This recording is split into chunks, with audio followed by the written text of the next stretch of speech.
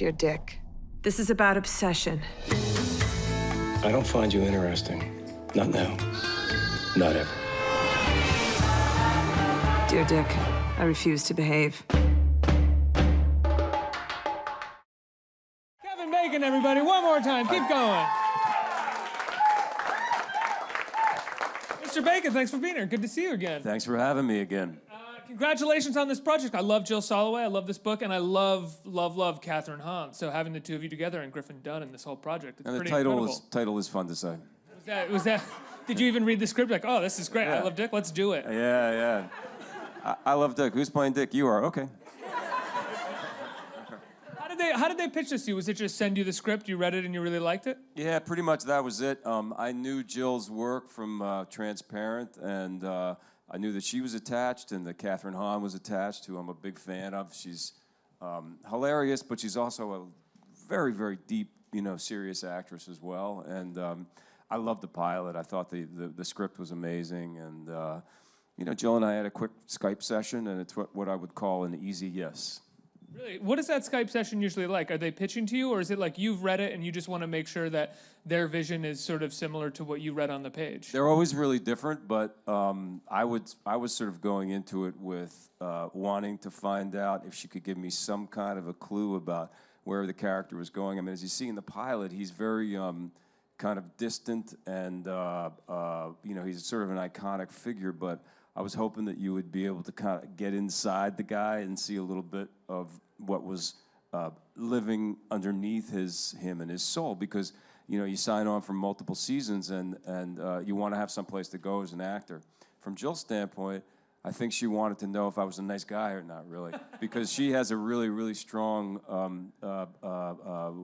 work idea, which is that she feels like we should be loving and respectful of each other while we're in the process of making this piece of art. And I think that she wanted to see if I was going to be a dick, basically, Well, it's so interesting, because one of the reasons that I think they have you in this role, I mean, you're great in this role, but I think it's also because you're well known, you are an icon in pop culture, and this character wouldn't really exist on screen if there wasn't someone like that embodying him to a degree. I think that if it's a good actor, you can play anything. I don't know if people.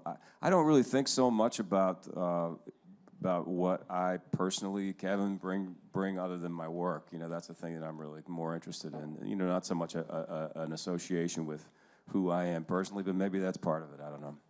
When you're not bringing that to the role, obviously this role is in some ways a commentary on notoriety and fame. He's the biggest fish in this small town. Sure. What's it like playing a fictional character that in some way could be kind of a commentary on the last, few decades of your life? Yeah, that was really one of the reasons why what I was interested in exploring about that, because, I've been a celebrity for way longer than I haven't been a celebrity, and I don't ever get a chance to tap into that because I play regular people, I don't play famous people, and once in a while, but it's not, I don't get parts as actors or, stars or rock stars, So to be able to kind of take my experience with that, and one of the things that I was interested in was the fact that Dick has come to this small town in Texas, and he's created a world where he can be the biggest fish in this small pond, he's like a kingdom. He's like Brad Pitt in this little world, and he is struggling with that. We have no one to blame but ourselves for becoming famous, and yet you don't really understand it until you're in it all the time. And there's certainly times when I think a lot of successful artists sometimes question whether or not what they do is really deserving of this kind of like adulation. When people throw themselves at you, or they hang on your every word, or they're kind of sitting there watching what you're gonna do, how you're gonna react. Sometimes you go, maybe I'm just kind of like a big sham, that this is all just I've been pulling the wool over people's eyes, and I think that's sort of what Dick is struggling with. Was there ever a period of time in your career where you struggled with that a lot, and then sort of figured it out and sort of got easy and grounded yourself in regards to your career and fame? I think that again, I don't mean to make it sound like being famous isn't good, because it's 99% good. All day long, people are nice to you for no reason. they'll hand you stuff. They'll stop you on the street and tell you that they love you. Now, I mean, if I get told that somebody loves me, that makes me feel nice, you know. So we'll operate under the assumption that most of the time you love fame, but yes, most of the time I love fame. I think when Footloose came out, I thought I was prepared for it, but I think in a lot of ways I wasn't, and I feel like I wasn't really comfortable with it. It sort of rocked me in a way that I didn't expect, and I think I pushed it back. And you know, I had tried so hard up until that point in my young life. I mean, I was only 24, I guess, when it came out, or 25, but I've been working for a long time and working to kind of become a serious actor, whatever that means. You know, that's what I was aspiring to, was doing theater and playing a lot of different kinds of parts and being, taken serious. And all of a sudden I had this kind of pop, fame. I was a pop star, basically. And I was like, this is not what I want, this is not what I want. Yeah, so, at the same time, you're at the top of your game. I mean, in terms of your career, that's true. That must be such a weird feeling to be like, this isn't what I want, but this is what everybody else probably wants and wants from me as well. That's true. But I think that I really kind of, I didn't nurture it, and I kind of pushed it back, and that was part of my process. I don't have any kind of regrets about that, but I think there was an element of self-sabotage that sort of had to happen in my life in order to come out of the other side and sort of figure out what kind of an actor I want to be. Now, if I remember correctly, I think from one of the last times that I talked to you, when you came out the other side, you had decided to be more, for lack of a better phrase, more of a character actor, or someone more interested in taking roles that interested you rather than relying on how much the project would give you in the long run, if that makes sense. That's absolutely true, yeah. I sort of had been told that because I had been the lead in a movie that I needed to be the lead in the next one and the next one and the next one. And I kept doing these movies, playing the lead, and they just weren't coming together, I mean, maybe it was bad choices, or maybe it was bad advice, or me taking my own bad advice. And then all of a sudden I just did a kind of a shift and went, well, when I was starting out in New York and doing off-Broadway plays in the tiniest little theaters and stuff, I just wanted great characters, First off, I didn't have a career that was able to demand playing a lead, but they were really fun parts to do, and there were different kinds of men. And when I shifted my career to really focus on being more of a character actor, and a character actor is a funny term because aren't they all characters? I mean, but there is something that's kind of valid about it, which is that you are approaching each person as a new person's whose shoes you want to walk in. You want to feel like you are not Kevin, not that guy. And I think there's some actors who, choose to be whatever their image is again and again and again. It may not be who they are personally, I'm sure it's not, but whatever their kind of image is, that's who they are, film after film after film. The film may change, but their kind of persona stays the same. To me, that's like the opposite of what I wanted to do. Was there a specific film where you felt like you had started doing that, where that you made a decision that changed the path that you were on? Well, it was me, but it was also an agent that I had at the time. The film was JFK, and my agent, thanks, and my agent Paula said, listen, I knew I knew your work in the 70s in New York off Broadway, and this is what you need to get back into. And she, represented Oliver Stone. And Tom Cruise, not that he was in it, but it sort of led to the Few Good Men thing after that. And she sent me over to meet with Oliver, and Oliver said to me, can you transform yourself into this guy from New Orleans who's like a gay fascist prisoner? It's kind of like it was a stretch for what people would normally kind of, think of me as. And I was like, yes, I can. Oliver took a flyer on me. When the movie came out, it was a tiny little part. I mean, I think I worked maybe for like 5 or 6 days on it. But I think that because it wasn't what people were expecting, I could feel the tide turning. Like literally, like it doesn't happen that often in a career. Mostly it's like step after step after step. At that moment, I could feel it going in the right direction. Well, I mean, there are so many breakaway moments in JFK, which is like a 3.5-hour movie when the director's cut comes. But your moment in JFK is still in my mind. I remember seeing that movie for the first time when I was 15 or 16, and that scene happening, going, "Whoa, what is this scene? Who is this character? What is this actor doing right now?" It's a really unbelievable moment. And as much as a lead's job is to kind of anchor a movie a lot of the time, a character actor's job can kind of come in and their job is to be tangential and sort of take people out of that anchored movie. And you do a wonderful job in that scene. Thanks for that. Yeah, absolutely. Going back to I Love Dick, a lot of what the book is about, and I think what Jill Soloway is interested in both Transparent and with this, is what people would refer to as the female gaze. I don't personally know how to define that. I can define it in reference to the male gaze, probably, because that's what we've been inundated with when it comes to entertainment, forever, essentially. What is it like to sort of strip down, to be naked, and to have, for the most part, women on the other side of the lens? Awesome. I love women. Well, I mean, it's different because even women, even when women have to strip down, it's usually men on the other side of the lens, be they directors or producers. But even for men, it's usually men on the other side of the lens as well. Well, I think that if we're really talking about being naked or doing love scenes or whatever, I think that, yeah, I mean, yeah, you always hear they're uncomfortable and they're odd, and they are, but I think they're way tougher for a woman because, as you pointed out, generally sets are and scripts and directors and everything's very, very male-driven. So in the case of I Love Dick, Jill Soloway and Sarah Gubbins created a writer's room that had only women in it. We had mostly women directors. Our cameraman, Jim Frone, has directed one episode of the season. There are a lot of women on the set, women in all kinds of jobs that sometimes are not, don't normally go to women. But I can honestly say that, once I get to work, I don't kind of walk around every day going, "Whoa, there's another one. Oh, there's another woman over there." It's like once we're in the process of making it, you still have to have somebody that turns the camera on. Still, have to send somebody that's going to move a light around. It's like it's in some ways the technical part of making it is the same.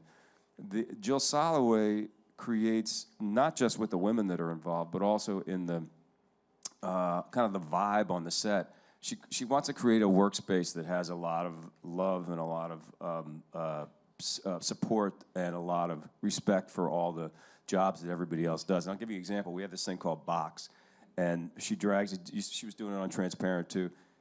They drag a box out in the morning, and the entire crew and all the drivers and the caterer and the cast and the extras form a circle around this box. And for usually about 15 minutes, sometimes it goes past that, people have the option to stand on a box and say whatever is on their mind. And it could be something silly. It could be sports related. It could be deeply personal. It could be political. It could be a joke. I mean, play a song. And, you kind of go, well, what does that really mean? Well, and also, it stops the day, which is interesting because generally on film sets, the clock is ticking from the time you get there. We're losing the light. We're always losing the light. And we stop, and it creates this sense of community, sense of family, and this sense of kind of like the fact that we are grateful to have the opportunity to be there making a piece of art. There's a lot of other gigs you could have. We're not digging ditches. We're there, and we should have gratitude about it, and we should respect the people that we work with. And there's a closeness that comes from that one tool that is very, very, very profound. Now, I believe I read in an interview with you that she had a different way of working on set as well, not just in regards to the box and an openness, but how she dealt with the script, which you said was already phenomenal, but there was a looseness to how you guys went about the scenes? Very loose, yeah, very loose. Sometimes we would say it exactly as it was written, and sometimes we wouldn't. I mean, she'd come in and cut stuff, or we'd think of things to say, and I started to get used to it. At first I was like kind of shooken by that because I my script is what I work on when I'm at home, and I've made choices around it, and I love it, and there's like great stuff there, and she's an amazing writer, and the rest of the writers are fantastic, and all of a sudden like I'm not saying I'm doing something else. But I think that my wife said to me, you need to really, like, you're not so old that you can't have a new experience, and you need to keep your heart open to these kind of new experiences, including the one on I Love Dick. And as a result, there was this kind of fluidity, between the way we would just kind of roll in and out of scenes, and things would change, and blocking would change, and lines would change, and it was really kind of exciting. Would you say that, or would you characterize that as like one of the toughest experiences you've had as an actor, one of the most challenging? No, I would say it was one of the most fun. I mean, I think there were challenges to it, definitely. Definitely were challenges to it. But every day I would leave work and leave the scenes with a lot of excitement about it. You know what I mean? A lot of excitement about what we got. And towards the end of the season, I get a chance to really get in there with Catherine and really get in there with Griffin Dunn, who plays Sylvere, who's fantastic in the show. And to be able to work with two actors who are so good and do real, honest, kind of like in-your-face kind of work was exhilarating.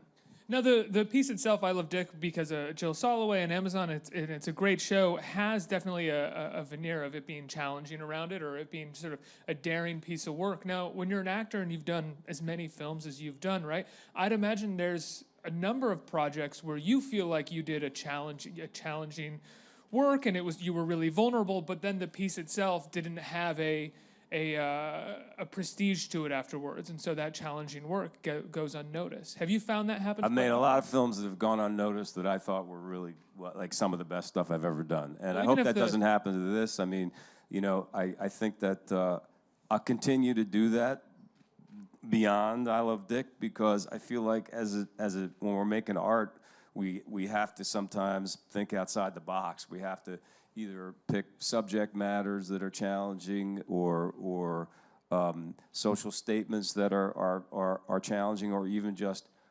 technically, edit things in a new way, use new kinds of cutting, new kinds of music, and as an actor, take risks. Picasso started breaking up the form, right? And modern art came out of that, and people started saying, well, it looks like my 2-year-old could do it, and that needs to happen. It needs to happen in films. It needs to happen, in music and in art, and to be a part of that is exciting. Now, that being said, the thing about Amazon that's kind of fun is that, in the independent films that I've done in the past, you're right, it's difficult sometimes to find an audience. And the way that you find that audience is often through kind of like an awards situation. And you have to come out in the fall. And if you don't get any kind of, awards consideration, then you don't have a chance. No one's going to see it. And you're out there at film festivals, and you're kind of scraping your way up. And I love movies, I'll always make movies, and I'll always go see movies. But the fact that we can do something that feels very much like an offbeat, independent festival film, and do it at a place like Amazon, where there's support, and there's also a pretty good chance that more people are going to see it than if we were on 2 screens, in LA and New York, it's a great opportunity. Absolutely. I think what I maybe I didn't say the question correctly. I think you've done so many films over the course of your career, right? Action movies, comedies, independent stories like I Love Dick. And I wonder sometimes if you do a movie like X-Men, right? Or a movie similar to X-Men, and you feel like you did on a certain day, maybe the most vulnerable work of your career, because you have to do the job no matter what. You're an actor. It doesn't matter what the whole piece ends up being or how it's marketed. And then people perceive that film a certain way, never recognizing that you as the actor probably maybe have showed up a couple of days and did some really challenging work for yourself. Yeah, I mean, I guess being recognized, you can really lie in bed at night thinking, God, I hope I get recognized. for this piece of work that I've just busted my ass on. But you know, truth is that you know you have to kind of like let that go after a little while and just say, you know, I'm just you have to have a certain amount of gratitude just for having a gig, you know, just for having the gig, you know. But I will also say that it is true that regardless of what the size of the movie is or the genre, you know, some people say, well, if you're going to do a comedy, that must just be fun. You're just playing around, right? Until you get to the serious movie, then that's really hard. But this one's just kind of fun. I mean, I take all of them equally as seriously. I don't care how much money I'm getting paid or how much money the budget is or how many lines I have. You know, I have to take each part. It has to be 100. I have to be 100% focused on that gig. No, we've reached a point, or you've reached a point in your career where a few of your movies have been remade, right? So you have Footloose. All the ones that begin with F. Footloose, Flatliners. Friday the 13th. Friday the 13th. Next is Few Good Men. I mean, it's actually technically A Few Good Men, but...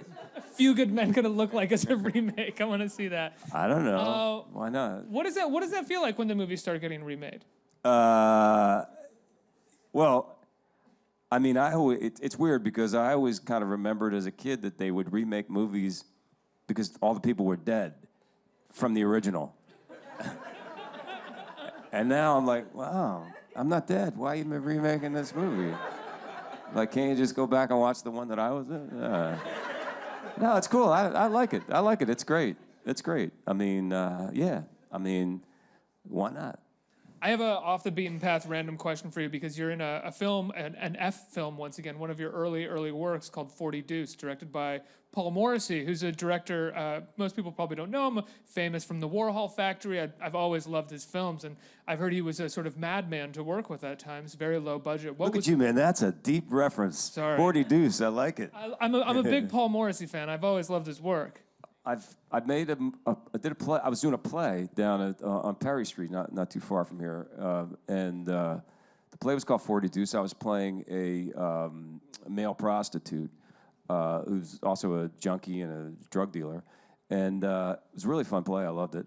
Generally, Paul Morrissey's wheelhouse. Yeah, his wheelhouse. Yeah, and we had been doing this play, and he showed up.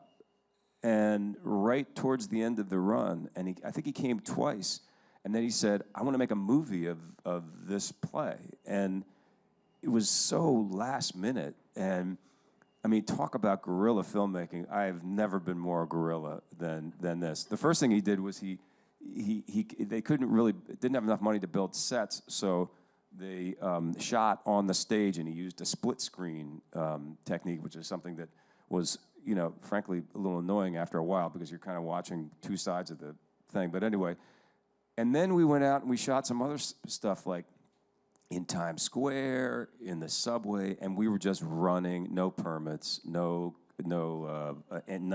crew, no place to change. I mean, literally, I just would come to work with my wardrobe on, filthy and looking, you know, strung out. And I mean, I remember like we got down to they weren't feeding us. It was nuts. I mean, we got down to the subway one time, and they said we got to jump on the subway and do some stuff on the subway. And I said, okay, who's got a token? This is back when we had tokens. And they said, anybody got tokens? No tokens. And we hopped like everybody, like literally that whole crew. Yeah. Those were the conditions. So it was great. I mean, that's like, it was like 70s kind of guerrilla, you know, New York street filmmaking. And, you know, the fact that he came from you know, Warhol's world was fascinating. That's so cool. Let's get a question from the audience. Who's got a right here? Hi, I love the movie R.I.P.D. and I see you spoke on the subject of how fun it is being a celebrity. I wanted to know your personal experience. What are some of your favorite moments of being a celebrity? And also, you also spoke on the subject of certain roles that you didn't get that you maybe want to get. What roles would you aspire to have? Thank you for that question. Some of my favorite moments of being a celebrity, that's a really good one. Try to remain humble while answering that question. Well, it's funny. Yeah, exactly. Somebody said something to me funny the other day, which has always kind of resonated with me. Came up to me and said, you know something? You look so much better in person than you do in real life. Think about that. So much better in person than you do in real life. I didn't really know how to take it. But I'll tell you what's amazing to me is that sometimes, like when I work with actors, for instance, I've worked with a lot of really big actors, and for some reason I love it, but rarely am I sort of like, oh wow, I can't believe I'm gonna like work with this person. You know, this is like really, you know, I don't know, I don't put them on the same kind of pedestal that I do musicians. So the times when I've actually gotten a chance to meet, you know, a Rolling Stone or a Beatle or whatever, and I always think to myself, they're not even going to talk to me, and I'm always shocked that they are often big movie fans and know my work at all. They always bring up Tremors, I bet. They always bring up Tremors, yeah. Actually, sometimes they do. I'm not kidding. I love Tremors. Yeah. I'm not joking. I was in a restaurant with my family, and I was like, "Oh my God, honey, that's Smokey Robinson," and she's like, "Go talk to him." I'm like, I can't talk to Smokey. I can't talk to Smokey. I can't talk to Smokey. They're like, "You can talk to him. You can talk to him." I was like, "No, that's Smokey Robinson. I can't." And my family literally like talked me into it. And I went over. I was like, "Hello, Mr. Robinson. My name's Kevin." And he got up and gave me the biggest hug, and was like, "Oh man, I love you. You're great." Blah blah blah. That was a really fun moment.